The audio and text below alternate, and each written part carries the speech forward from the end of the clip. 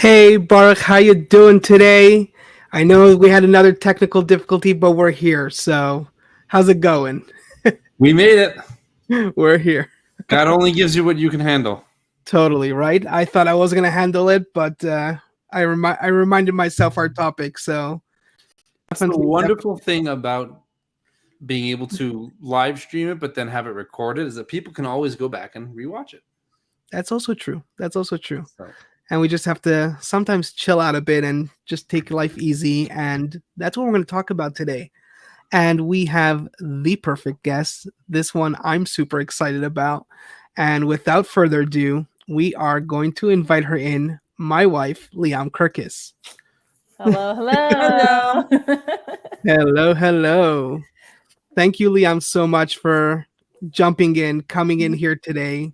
You know, despite all your hardships and everything that you have going on in your life, and it's incredible that you are here. So thank you, Liam, taking this time to come here. So you've got it. I'm glad to be here. Like some sort of snappy comment or remark or funny comment or remark, and I just can't think of anything. So we need the comedic relief, I know, right? The comedic relief walked out the door. Like Yuri said, thank you for being here. It's exciting to, you know what it is? I feel like we're back on the North Carolina trip. I feel like we're all back in the house, and it's like the gang's all together. Shayna's at home, but she's here too. She's just in the other room relaxing, let's say. Yeah, we're gonna have to get her on here sometime. Yes. All four should be on here sometime. That would be a lot of fun. That's right. So Baruch, take it away with the bio. Let's kick this off. Liam is a wearer of many hats. She is a realtor, a mother, a wife, a business partner, an entrepreneur. I told you I was going to add a bunch of things there that are all true, right? Yes, they are. Accurate. She is a sourdough bakist. I made up that word. We're going to go with it. And she is a volunteer. But most importantly of all, as she says, she is a smiler at all times. I don't think those are the words you use, but that's the word I'm using. Smile often, do more. Yeah. Sorry, that? Say it again? Smile often, do more. Smile. Ooh. Mm-hmm. Put that in the show notes. Put that in a quotable quote, a golden chicken nugget. Oh, yeah. Smile often, do more. Oh, they're not chicken nuggets? I like it. Okay, that's great. We went, well, one second. There is this concept of, I don't know why it's a thing, but there's this really expensive steak, the salt guy, right? And so he makes these steaks that are covered in gold. So why not do chicken nuggets like that? Oh, I like that. Yes. Where did we go with this? Oh my gosh. And who doesn't like chicken nuggets? So, I like that for quotes, quotable chicken nuggets. Quotable chicken nuggets. Anyway, thank you for joining us tonight. That's right. My pleasure. Let's start off with that. Normally I go into asking people how, their life story and what they do and how they got there, etc. But I want you to do that. Talk about who you are, where you come from, what your story is. We know a lot about Yermi's side. Yermi constantly talks about he was the thing that you were the thing that he was the person that he was pursuing. But I would want to hear your side of it. But also what you do now, how you got there. But also, where did the smile often do more thing come from? Because that's huge, and we see that it's a part of you. So take it away. The stage is yours. So where am I starting? You're starting at the beginning. We start from the very beginning. Oh my gosh. We'll start from smile often, do more. Yes, there you go. Okay, we'll start there. That's a simple one, and I think should be relatively short. Basically, all throughout my life, it's always been my thing. I think if you would ask people describe Liam in one word, what would it be? And it'd be she has a smile, or she is a smile. And I remember from a very young age that was my thing. Some people, everybody has their thing. Mine was always smiling. And I remember my Nana telling me, I was 16 years old, and she said to me one time, she's like, as you grow up, and sometimes as you you go through high school and you go through those teenage years, it changes you. And she said to me, just don't let it change you. Be who you are. Like, don't let all this stuff that happens to you in life change you. Just stay who you are. And so I remember like that was like really impactful on me as a young person. And so my smile is just always, I guess, my signature. So much so that actually when I was interning at a sourdough bakery where I learned some of my skills, their nickname for me, we didn't really have such a common language because I was working in a very like culturally diverse place. We had Ethiopians and Israelis and all the mix in between. And so really we didn't have, English wasn't such a bridge of a language and my Hebrew wasn't so good. So they were trying to teach me Hebrew. I was teaching them English, and then, you have Amharic in there. And then, so, it's a great language thing, but their nickname for me was Banana. Because it looked like a smile. Because there was basically this whiteboard. The wall was like a whiteboard because they would put down like what do they need to bake today and the measurements and different stuff. And so like on it, they were like that's how we would learn words. We draw like the picture of the word, and then we'd learn the word from that. So wow, that was my nickname. Cool. Very cool. I love that. Always smile. How do you always smile? It's like 5 a.m. and we have like just started and we still have so much to do. How are you smiling? I'm like, I don't know. Just smile. It's a lot easier. It is true. It takes effort to be upset or sad or angry. I think it does, but I am a big believer in like when you have that moment of frustration or overwhelm or whatever, fully experience that emotion. Don't just bulldoze over it, because if you just bulldoze over it, you're going to bottle it up and then you're going to explode at some point. So, to me, it's like experience it. Just don't dwell in it. Don't sit in it and like marinate in it. That's not a good flavor. Wow. No. Wow, marinated bananas. I wonder. So then that's where smile often do more is kind of like, if happiness is part of your life, you're able to accomplish more, you're able to do more. And instead of just getting stuck, and I am, like you said, aware of many hats. There is a lot that I do in my life. So I guess it's a good mantra for me. Yeah. So how did that then help you with your journey? I guess wherever you started to what all not what you're doing now, because you're doing lots of what's, but all that you're doing now. How did that get you through the day-to-day, and kind of walk us through, if you don't mind, what that looked like from, like, again, coming from where you're coming from to meeting Yurmi to where you guys are now. Okay. I feel like I should be able to ask all the questions I want, Yurmi, because you can talk to her whenever you want. I know, right? Like, you're he knows all the answers, probably. I just have stairs to climb, so. Exactly. I'm upstairs, she's downstairs. I relegated him to the basement. I said, I'll take the kitchen. I told Yurmi ahead of time, I said, at some point in the middle of the show, you two should just get up, walk off screen, and appear on the other person's. Yeah. Totally. I'll come from behind and I'll go like... We totally could. Okay, so I guess let's see, how could I summarize it? So I grew up in a family with a very strong work ethic. So it was very something from, young in my childhood that, you put your all into whatever it is you do. Basically like that mindset of, if you're the janitor and that's your job, you be the best janitor you can be. So whatever it is that you do, be the best that you can be. And even if other people may think, oh, that's a nothing job, like you do it with your all. So that's the mentality that I was raised with. And that's kind of, what is a little bit like, if you want to say what are some of my motivators in life, it's like, whatever it is, try to be the best that you can be.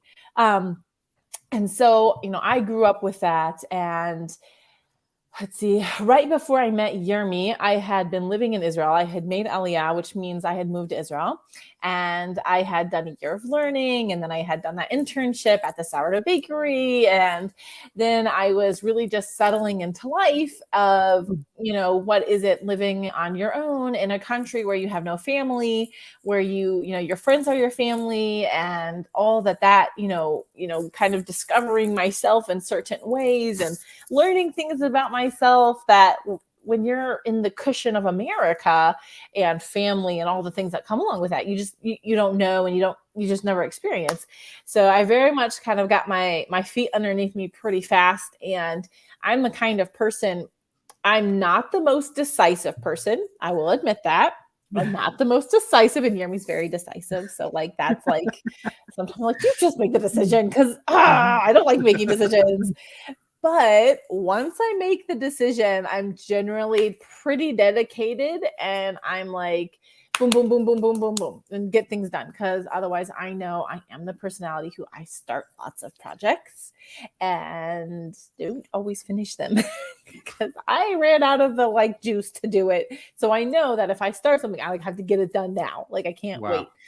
So when I made Aliyah, when I moved to Israel, like I got everything in line real fast. Like I was pretty much settled and good to go. Bank accounts, driver's license, all the everything, all the bureaucracy, passports, everything within like the first 3 to 6 months. Like whatever the timeline maximum that I had to wait on things, I did and whatever. So I was pretty well settled, and I had my friend group, I had my apartment, I had life going, and I found myself working at a cafe in Jerusalem, the Natural Choice Cafe. And I started there not because I so much wanted to work at a cafe, which was also vegan, which I'm not. So just as a FYI, I can cook good vegan food, but I'm not necessarily a vegan, you know, just putting that one out there.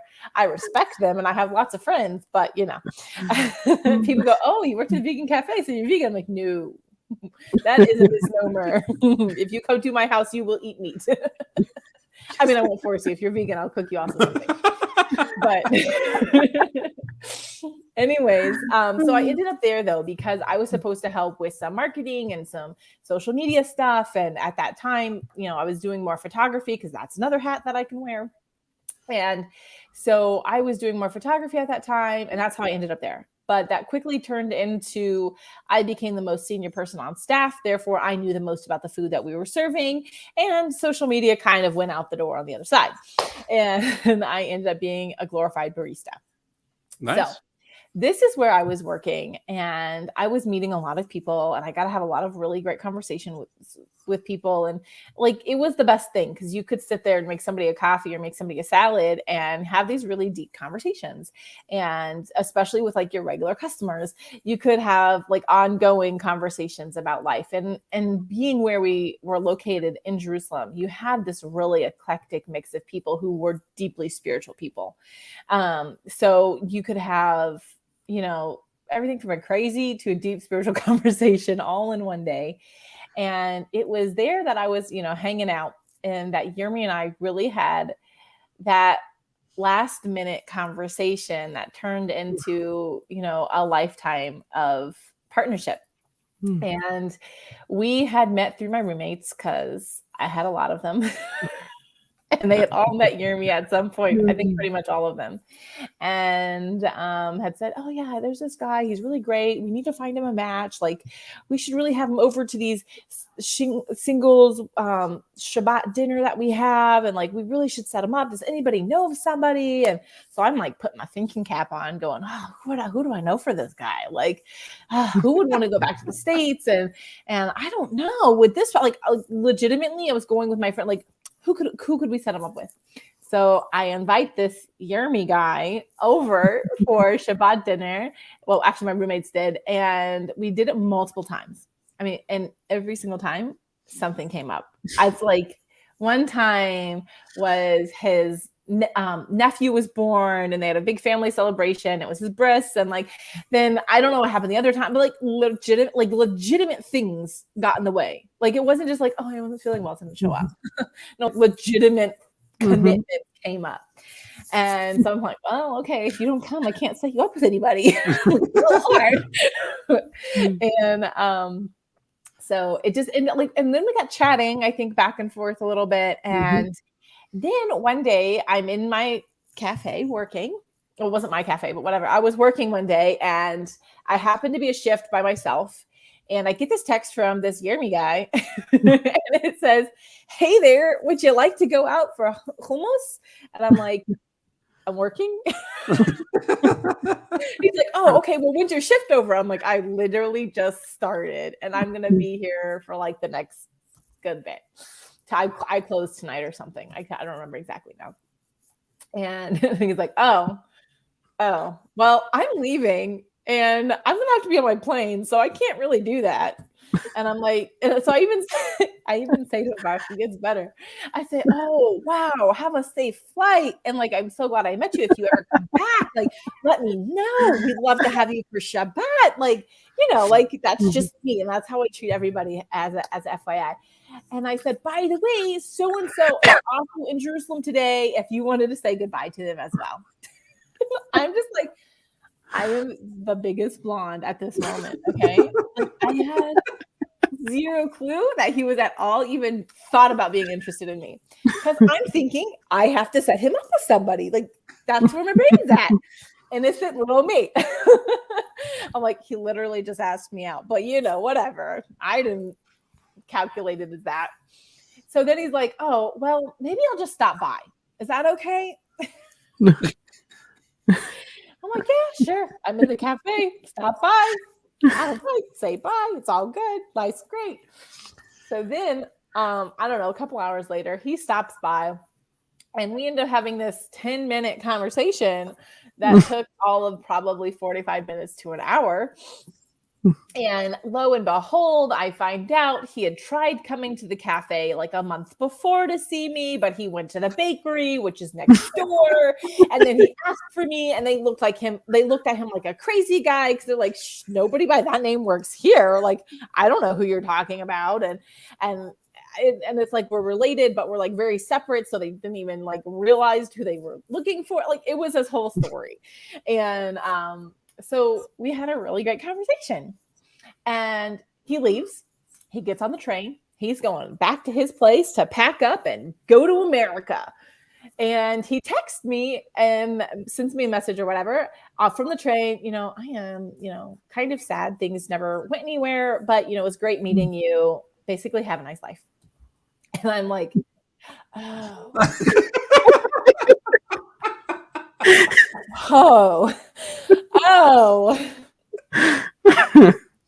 Hold it. Oh man, did I just do that? Like, I wasn't until that moment that I'm like, oh, okay. Yes, this brain is really thick sometimes, people. I need it straightforward.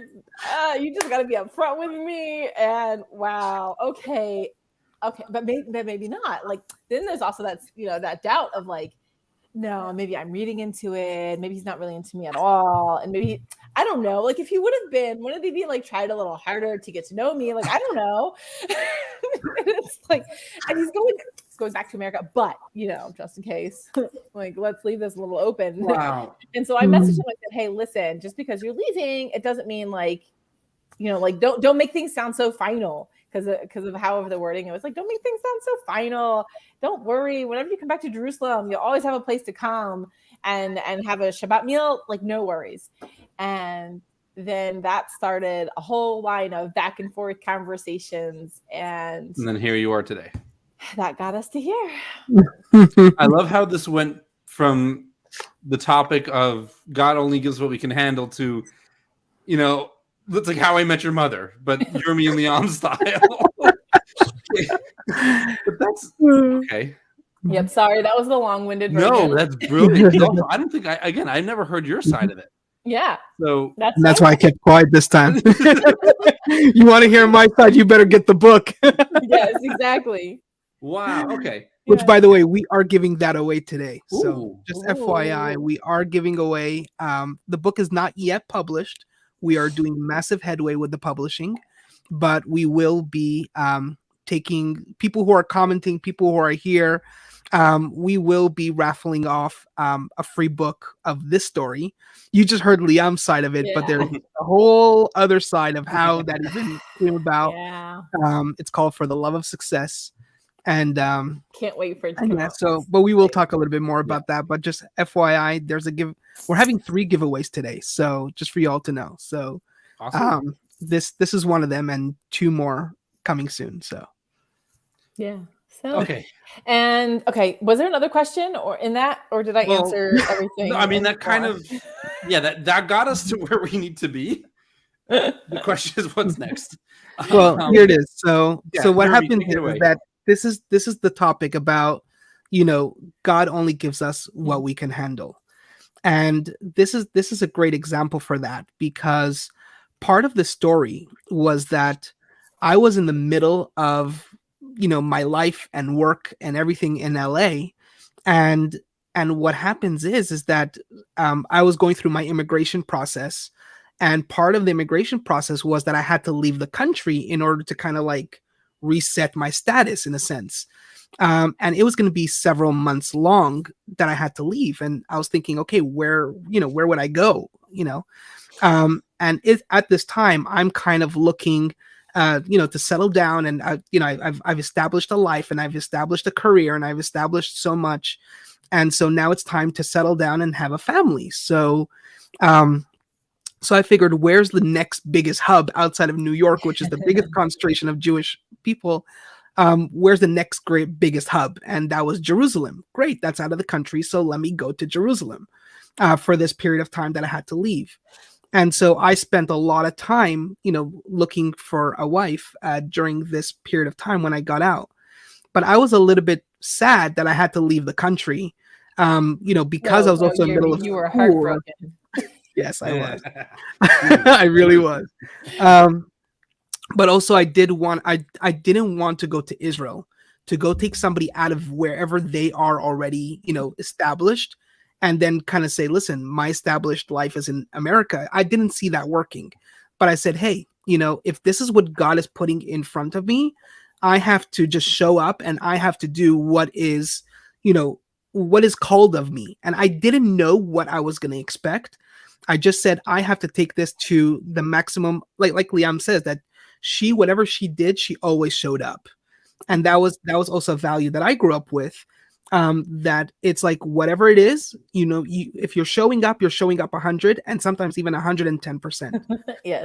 And so that's exactly what I did in Jerusalem. And, so from my side, Liam's name comes up a few times. And I'm just like, oh my goodness, an American who had a dream to come live in Israel, and I'm going to take her away from her dream? Not happening. And all these people were like, no, but you're going to love her. Trust me. And I see her on the other side of a room one time, and I see this beautiful, woman who's just all smiles. And I was like, the heck, who is this person? And like out of the whole room, she's the only one with this smile the size of the room. And so I just head over and I just say, who are you? Like, who are you? Basically, like, right. And it turns out that one of her roommates, a girl that I kind of went out with as well. Mm-hmm. And she's like, well, this is the girl I'm trying to set you up with, basically. not exactly in those words, but effectively that. And which I didn't know that was happening until way after the fact. And exactly. I'm like, man, was I the ostrich with my head in the sand the whole time? Like, how did I miss all this? Like, I don't understand. Yeah. And so, long story short, I tried pursuing, and I was getting invited, but then all of a sudden these family things were coming up. My sister gives birth, a relative, a very close relative gets married. All these and it's exactly the Friday that I'm getting invited to this. Like, I wanted to go there, but I couldn't get out of family commitments. And so it was just like everything was just like lining up and then a crash and lining up and crashing. And I was already so fed up. And here's my time now that I'm going back to America. Everything is settled. Everything is everything. And it's on my last day. And I'm like, this girl who was this young woman that I was trying to meet up with, there has to be something more. I mean, why else? Why else? And so again, I'm trying my best, even on my last day, the last minutes, to see what's going on. And you heard that part of the story, which was pretty accurate. But again, it's just really believing that I knew that there was a bigger thing at play. And so I was walking, like Gracie's saying here, that I walked by faith. I did bring that up, and I really did believe that there was something bigger happening, and I just explored it, and I went with it. So that really kind of takes care of the first two parts, topics, segments, whatever questions you want to call them. the idea of situations and circumstances, that oftentimes people find themselves in situations and circumstances that are not ideal or not what we think they should be or what we want them to be. And that we have to somehow, a party just started next door, situations and circumstances. And we have to overcome them. So like Gracie said, you walk by faith. Can you guys dive? We're just going to make this me interviewing the two of you, because at this point we've gone so far off the normal operating procedure that awesome. we're just going to run guys, with it. Those of you who are watching, I guess I just show up and I blow up the whole, here's the order. This is how it normally happens. Leon comes on here, it's like, wrap it. But it seems like everybody's enjoying it, so that's good. Great. Hey, we're getting semi-casual chats in here, so I like it. I would say something with that situations and I can't think what the other word was, but circumstances. Is that also, it's not always like massive situations and massive circumstance. Because to me, like I'm reminded, there was actually shortly before Jeremy and I kind of like started talking and whatever, I was walking to work one day because I missed the bus or something. So I had to take a different one and I had to walk a good section. And I was just walking and I'm like, it's my everyday thing. Like it was nothing weird or out of the normal. It's just, this is my everyday thing. I'm going to work, opening up 6:30 in the morning. I usually love this walk actually. And I just thought to myself, wow, what am I doing? Like, this is all my life is supposed to be. I'm going to open up a cafe. I'm going to, serve people food, and I'm going to interact with people, and then I'm going to clean up, and then I'm going to, go to the next thing. And then I'm going to go to, whatever else I had that day. And it just like, I felt like, wow, there has to be more, because this is just, I don't know, not what I want out of life. It's just not enough. So it wasn't that it was like, wow, that was really tough and I couldn't do it. And it was bearing down on me or anything like that. It wasn't like massive. It wasn't like overwhelming. It was just like, what am I doing with my life? And it was just in the everyday that particular situation of my everyday caused me to go, what it is that I really, want to get out of life. And that's when, I met Jeremy for the first time. And, I'm putting my thinking cap on to find somebody to set him up with. I said, so like, what are you looking for in a girl? What's important to you? And he says to me, he's like, oh, well, when you think of her and you think of me, do you think of us together making a kiddush Hashem, of doing good in the world, of making a difference? Like, that was the first thing he ever told me as like top priority for him. Right. And so, in that, I think sometimes it's in that mundane everyday life. Those situations and circumstances are sometimes where, you have to realize God's not going to ask of more of you than what you can do. Because, as I do wear a lot of hats, sometimes life can get overwhelming because there's a lot of little moving pieces. And there's a lot going on, and there's, this has to be taken care of, and this is coming, and there's this due date, and there's that thing, and all this stuff is happening.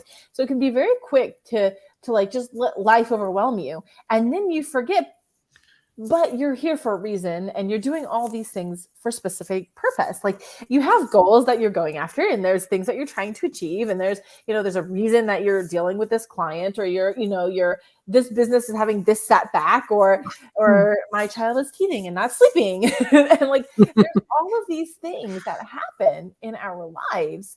And it's, I feel like, easier to get stuck in that everyday mundane. Yeah. And go, oh, it's too much. I can't do it. Because oftentimes when we have those big events in our life, there's people there to support us. There's people there to help us. There's people there helping to just remind us. Sometimes that's all we even need. So I think that, we often think when we say that statement of, more won't ever be asked of us, we think we go big with it. Like, we go, oh, worst case scenario, which is exactly, Jeremy, what you and I were talking about a couple months ago, of something was happening. I don't even remember the specific situation was in our life, but something was happening, and we like prepared for the worst case scenario. Oh yeah. Like, we were bootstrapped in for like world to end and like worst case scenario. And then the best thing ever happened. And I looked over to Yermi. We were pulling out of our driveway right over here. And I said, you know what? We never planned of like, what would it look like for the best possible case scenario? Like, why do we do that? Like, why as humans do we always go to like, okay, the worst case scenario would be this and this, and then this is going to go here, and then that's going to fly away. And then all the energy we poured here is like, we catastrophize things so fast to the negative. Why don't we ever do it to the positive? So we try. I won't say we're the best at it yet.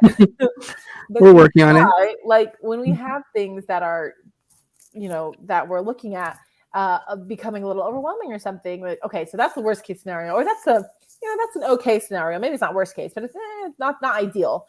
But what would be the ideal scenario? What would this look like in the most ideal? Like, let's talk that out. Like, what would that look like? And that to me is so helpful, because even though I do tend to be a very positive person, I can catastrophize to the negative very fast too. And then a lot of fears creep in, and then I can, make decisions from a fear-based situation. And we all know I don't like to make decisions. So I have to be like in that, more positive, I guess, mind space or mindset. But to me, that comes to bear in that everyday mundane life, but also in those, those bigger decisions or bigger situations that maybe a lot's riding on or that you're waiting for. But yeah. Wow. I love that you specifically focused on the day-to-day, because I think a lot of us, myself included, asking for a friend, that's the thing, is like we forget that like crises aren't always these massive things. They really are the day-to-day. What am I doing with my life? And I think so many more people can relate to that than they can to like the big crises. Like, I used to look up to people, like I still do, but I used to look at people like Nick Vujicic and all these other people who have, physical disabilities that they overcame, and they became rock climbers and swimmers, and and I used to say, God forbid I should be like that, so that I could be able to be that inspirational. And that's not the point. Like in a way, it's not to downplay them, but no, for sure, through the day-to-day life, that's amazing. Get through your life and pursue something great. That's just as amazing, for you as an individual. But the other thing that you said that I wanted to focus on for a second, focus, that's a new word I made up. Focus. Focus. Was, gosh, think about it, Baruch, because I want to make one thing is I do think that, and I don't know if it's because of social media and that everything, a picture didn't happen kind of situation, is that everything in our life like needs a story now. Yeah. Like, wow, to make my brand go somewhere, I need to have some story. I was talking with my sister the other day, and I was sharing with her, the cost of a specific speaker, like what the cost was to have them like come speak at your event. And it was like, $20,000 for one gig or something. And my sister's like, whoa, I'm in the wrong business, people. I will make a story happen. Okay. Like, hello. And like, just jokingly, obviously. But because like everybody lives their private life so publicly, I think a lot of us feel like our story has to be good enough. We have to craft it in a way that, sounds as life impactful as, wow, this person who lives on the stage. Right. And then we can feel small in our own lives, right, and our own accomplishments, even though they're just as big, because there are accomplishments. Or the reverse can happen. We don't feel like our problems or our challenges or our difficulties are big enough to really be hard. Yeah. Even though for us, they may be hard. Not for somebody else, they may not be hard. But, just because, a mouse can't lift what an elephant can doesn't make it a lesser mouse. It's a mouse, not an elephant. Right. They're just two different creatures designed for two very different purposes in the world. So I think that, in today's day and age, it's very easy to be like, oh, I need that story. I need to be that person. to be worthy, to be listened to be worthy, to be heard, to bring my voice to the table, to, all the different reasons that people have today. Did you think of your other question? Well, leaning into the next part, it's because it's all interconnected. I mean, that was brilliant. I have no clue how I'm going to format and structure the recap, but that's not important at this point. I guess kind of leaning into like the overcoming, you did speak about that. And the thing, again, is focusing on God only gives you what you can handle. But that's not an invitation to step back and not take responsibility. Like, no, he only gives you what you can handle. So if he's giving you a scenario, a situation, it's not that he says you can't handle it, so don't try to work on it. No, step up to the plate, find what's missing, fill in that missing gap, fill in whatever is missing. And I keep saying the same word, step up to achieve, step up to do the work, to whatever needs to get done. Like, again, like you said, your story, you were walking through the streets and you're like, what am I doing with my life? This is my day to day? Okay, well, do something about it and step in to change it. I think that's, overcoming. Overcoming is acknowledging something's missing, something's wrong, something's not 100% right. So now I need to do something about it. By the way, Jeremy, feel free to chime in at any point. I'm loving this. This is great. This is like, just letting it play out. Jeremy's told me for like at least a year, maybe more, if I'm thinking about it. Yeah, probably more. That we should have a podcast. So like, it's more me dragging my feet. Yeah, well, I mean, you wear a lot of hats, so I'm not going to push that. So what's one more hat to put on? One more thing on the platter. But no, okay. So with the whole overcoming idea, I see that I just found that where I could see comments. Sorry about that. My bad. So I see that Rick made a comment, and then Gracie was agreeing with it. So that a crisis can be the furnace that molds and develops us. So I think that's a really interesting, thought especially in the mindset of overcoming, right?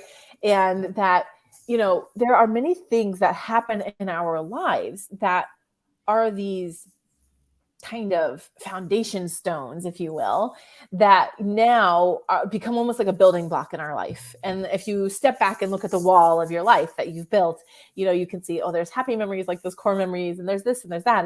And there's these crises that are in there sometimes, connecting things, holding things together, and, being those things that I think, to me, if I think of the crises in my life that I've had, they are the things that often they deepen my well. They deepen my well, so that when I'm faced with another difficulty or challenge, I have where to draw from. Wow. That's right. Golden chicken nugget. Golden chicken nugget. I feel like there are things that happen in our lives that are profound and that are these, I'm just flooding through my head right now, all these different things that have happened in my life, right? And that I've experienced. And it's sometimes in those moments of great challenge or deep sadness or, frustration even, that I look back and I can see clearly lessons and tools I walked away with. Yeah. Whether they're practical or more like on an emotional level, right? So, like one was, I was at a meeting one time, and it was like late at night in this building and whatever. And we were all literally getting ready to walk out the door, and off the street walks in a guy who was like bleeding. And we don't know what happened to him. And like, was he attacked? Is the attacker following? Like, what's happening here? Did he just like fall on something? Hurt himself? Like, who's this random person? Happened to be that a doctor was there and was able to like, help with things. And I kind of became nurse a little bit there and like was helping and getting practical things that he needed, but able to have that, sense of mind to calm down, where like sometimes you can, fight or flight kind of situation can kick in, and you're like freaking out and you're hyperventilating. And like, I was able to be really focused and take care of the situation as it was. And so like from that, I feel like wasn't maybe a personal crisis. Like, it wasn't me who was the one Right. hurt, but I was like all of a sudden involved in something that I didn't know what was like any of the Right. details, right? And like that, I would say was something I walked away with practical skills. Oh, okay. So when you're in a crisis and somebody is like really highly injured, here was the process that Right. you go through. And like, you know, okay, just because you called the medics doesn't mean they're there right away. Like, you have to do some things to help the person. And so I would say I probably took more like practical skills from that. But then I feel like if you want to say like, I'm trying to think of his wording as molding and developing of a person, is that, you know, I feel like there were different,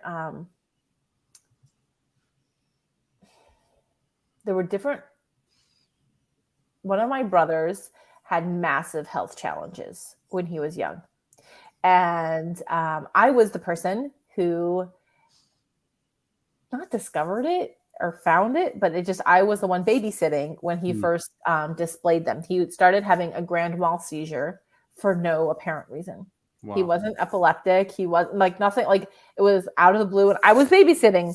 And I was like 12, I think, 12 or 13 at the time. And my parents weren't far away. So it wasn't like, you know, I was like, wow, they were miles away. They were like literally just in another part of the area that I was at. But like, I was by myself. And I start seeing my brother like jerking around and seizing. And I don't know what that is. Right. And so like, yeah, I walked away with practical skills for sure. But I would say probably from that was a lot more emotional skills, and a lot more like deep well things that you draw from of like, okay, this is a bad situation, but it's not that bad. Yeah. Like, I know what that is in another way. And this will be okay from it. I'm drawing from that emotional well, I think. And that happened at such a young age that it was very much a thing that was just a deep foundation, of connection, of family, of how you take care of each other, what you do to look out for somebody, and you know how people look out for you, and just those deeper things that are like core in a person. Really, I think were solidified at a young age. Of also the fragility of life, and that you know you have to value things, and you have to take what that gives you, and not like what's the word I'm looking for? The opposite of value, but like devalue. Yeah, I can't think of it, but whatever. That you really can't take them for granted. Right. That's the word. Take for granted what you have in your life, and even if it is a difficulty, and even if it is a challenge, and even if it is, you know, something you'd rather not be doing right now. In that big crisis mode, or in that everyday mode of like, really another blowout. My child just had one yesterday.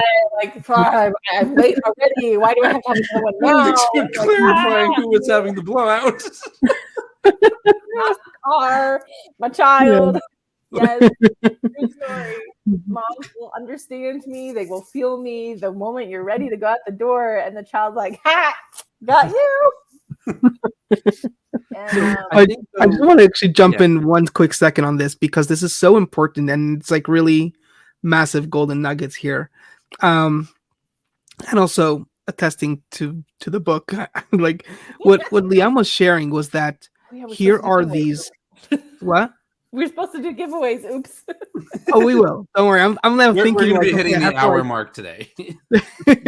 Oh no, we're gonna stop by the hour mark. Don't worry. But anyway, what we're gonna do is I'm gonna touch upon the giveaways in a second. But what I do want to point out is that you see what Liam and I term, you know, work-life synergy is the idea of there's all these life experiences that we've experienced in our life, and we could pull from those experiences in our professional life as well. So, you know, a lot of people, what tends to happen is that they don't talk about, you know, like entrepreneurship is the most incredible thing to do and everything. And you want freedom, go be an entrepreneur. But it comes with its challenges. It comes with its hardships, you know, and there are parts of it that are difficult that seems that nobody really talks about. But hardest, best thing you'll ever do. Yes.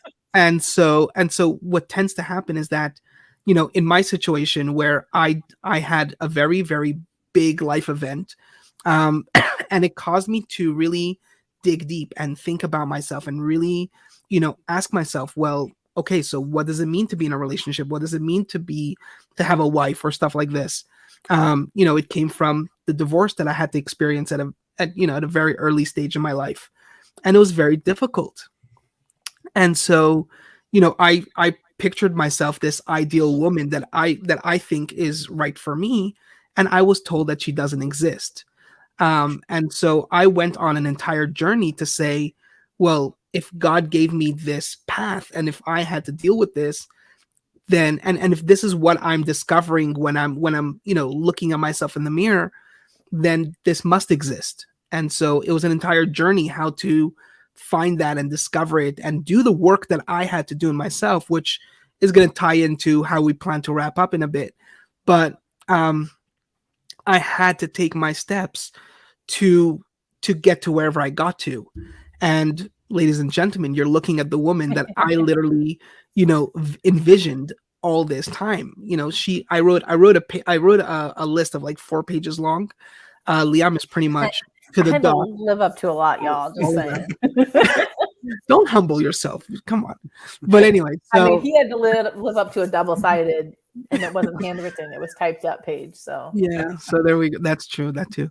But anyhow, the idea is that and all the steps that I took to achieve that impossible dream that everybody was telling me elusively was impossible. I'm drawing from those lessons that I did to attract my wife and everything. I'm taking them today, right now, and I'm applying the exact same thing step by step, and I'm doing it in my business every single step of the way.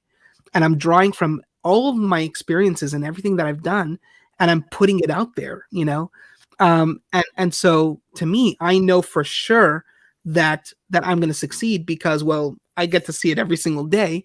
But the point is that if I went through this and if I had to do this, I'm going to challenge somebody else to do this as well. So for me to answer just to Liam's thing that she was saying was, I think it's the big and the small, but coming together, synergy, like putting them together.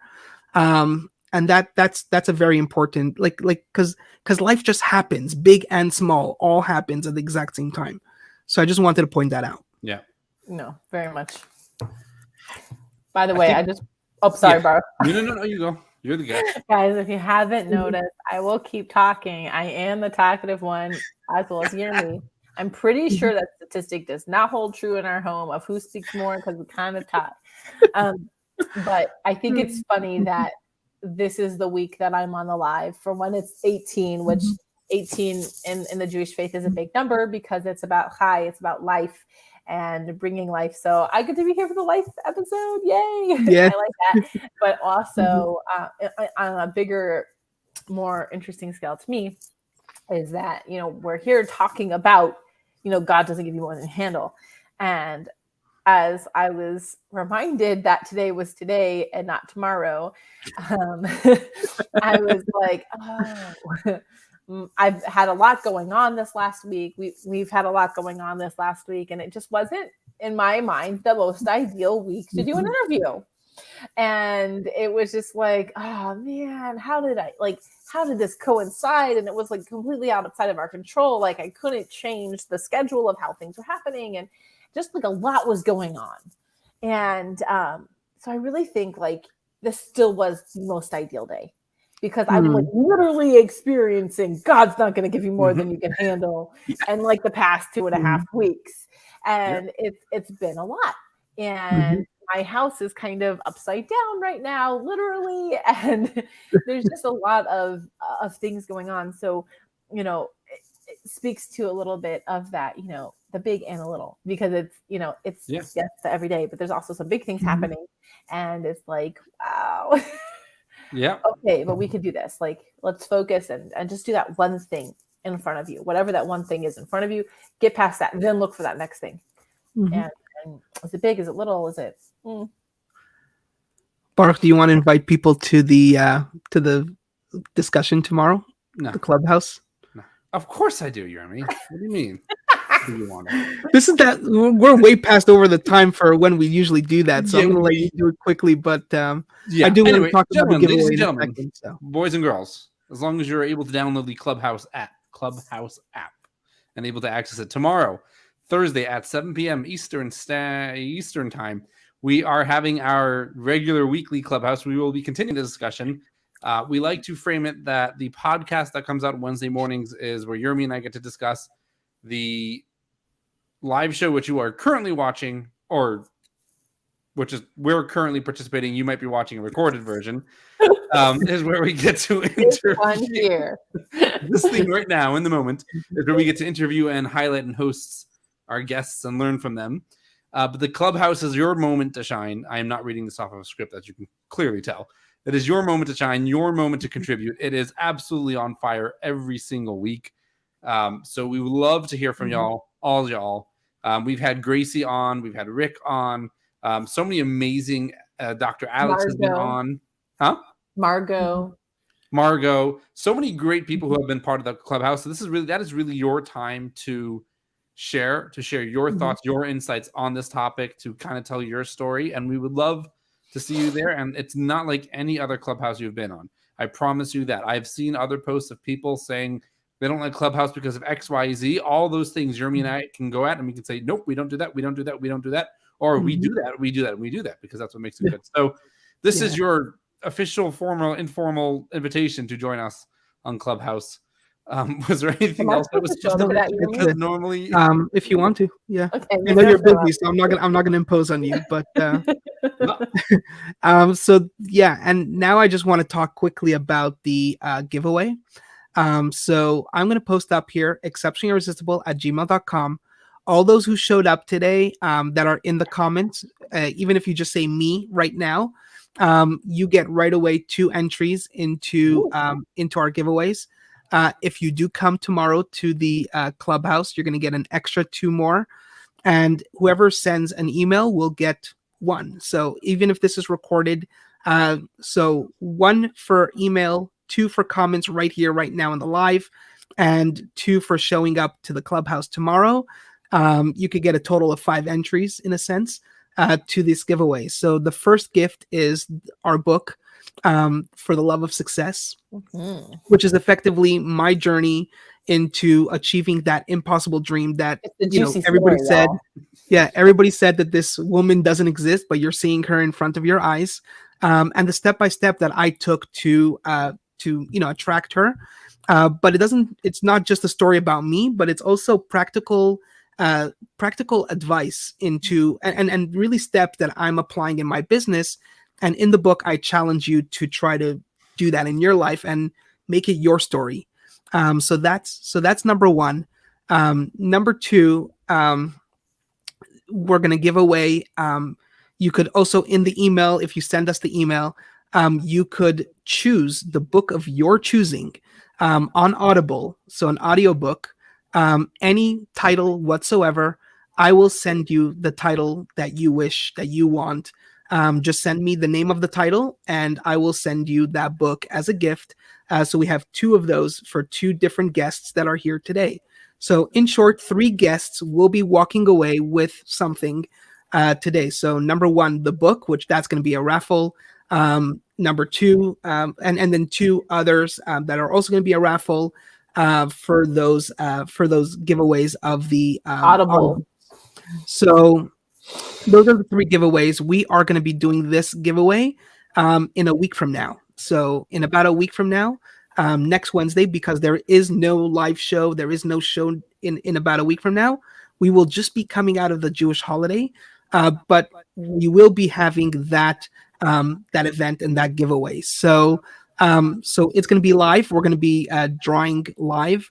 And so you're going to be able to see that. And we will invite you next week to that live show. Well, in a sense, that giveaway live show, so that we could give away these awesome gifts. And the email, Jeremy, is this exceptionallyirresistible@gmail.com. That's where they should send you an email. Yep, that's the one. So they should send you a one there to say the title of the Audible book. Yeah. And, so yeah. And that gets them an entry for the Audible book and or your book. It gets them. The book. So the book is. So we're gonna have 3 giveaways, right? Yeah. There are 5 ways to get into this raffle. There's 5 entries. Right. Okay, perfect. 5 entries, 3 ways, 5 entries. So right now, 2 here, 2 in the Clubhouse, and 1 in the email. So do them all, and you get 5 entries. So Awesome, that's awesome. effectively how we're doing it. We are also giving chances to those who are watching this not live. So again, comment. If you comment, we're gonna be following the comments also. So if you comment, the Clubhouse, I guess you're gonna miss that one because the Clubhouse is live tomorrow. But it's either comment here and or email. You're gonna lose 2 if you're not here live. If you're not there live, whatever. So But everybody should come to the Clubhouse, is what we're Yes. saying. come to the So you're Clubhouse. not gonna Come miss to the Exactly. nothing. You're gonna Clubhouse, be get there. 2 more entries, and then bada bing, bada bang, you might That's get right. either the book Mhm. or either an Audible. Awesome. Yeah, awesome stuff. So that does pretty much Oh, come. Jen, I'm so sorry. It said it was Yeah, I know. canceled near me. We had a problem I with know the that was link. the other one. I know, but we will. We create a new link, and we're going to be sharing that again. We will give you guys chances to show up again. That's why, again, that's why we're not doing the drawing here now. We're giving it a week. But the Clubhouse will not be canceled, so please show up to the Clubhouse because that one I'm going to make sure doesn't that doesn't happen. But yeah, that does conclude today's show. And again, thank you for all those who showed up. Thank you for those who are watching the recap. Thank you for those who are going to come to the Clubhouse tomorrow. And Liam, this has been incredible. I know how hard this has been, but thank you so much. Thank you. I know it was asking a lot, and thank you for being willing to do this. My absolute pleasure. I am so glad that I got to hop on here and spend the last 57 minutes and 4 seconds together. And I just really, I think it's an awesome community that you guys are working on and you're creating. And I'm excited to be a part of it. I feel like I only get the background. Like I don't get to interact with all y'all so much because I'm just not such a LinkedIn person. Sorry, no offense. Instagram, I'll be there. And but no, like I think what you guys are doing here is gonna go a long way, and it's gonna have a lot of impact for years to come. It's definitely not a short vision, it's a very long-term vision, and I am glad to be on board, to be a part of it, to get to see where it goes. And if I get to play my little role, I'm very glad and very pleased. So thank you guys for having me. Thank you. Well, it was our pleasure. Thank you, Yermi, for inviting her. Yes. Thank you, Yermi, for finding her, marrying her, then inviting her. Well, I should tell her thank you. She's the one who said yes. So Right. Well, your job, Yermi, is to make sure that I always laugh. That was my commitment, and that I there's stick to it. Yes, we've discovered that there's not much that a good dance party can't Dance party sounds awesome. Yes. Wow. Well, all right, guys. You all said it all, but thank you too, and thank you to everybody in the comments who joined. And even if you weren't in the comments and you joined, thank you as well. We greatly appreciate it. Go watch it. Yes. Yeah, rewatch it. Yeah. Yes. Exactly. I have to do the recap. Oh boy, I have to do the recap. All righty. So that ends it today, and we will see you all soon. And next week we will have that drawing. So yes, stay tuned for that, and see you all. Thanks again. Bye-bye. Bye, guys. Bye. Bye, y'all.